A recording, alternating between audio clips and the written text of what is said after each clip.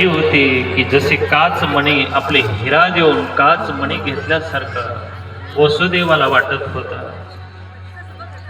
गोड असा चंद्राप्रमाणे भोगनेत्र असणारा पूर्ण वंशी विभूषित करा नवनीर आभात पीतांबरात अरुण बिंब फलाधरोष्टात पूर्णेंदू सुंदर मुखात अरविंद नेत्रात असं सुंदर रूप असणार त्या लालाच त्या कानाचा बाप असणारा वसुदेव पाठीमध्ये घेऊन गोकुळामध्ये पोहोचला.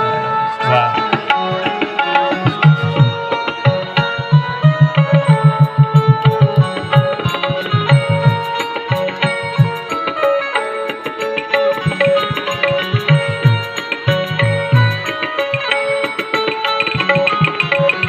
गोकुळ निद्रावस्थेमध्ये होता. देवी देवतांना आनंद होता.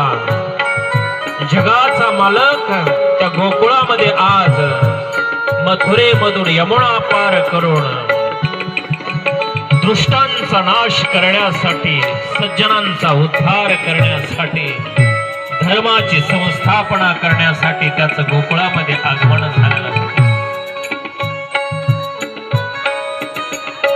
गोकुळामध्ये पोहोचल्यानंतर मैया यशोदेच्या पाळण्यामध्ये त्या कानाला त्या ठिकाणी ठेवल्या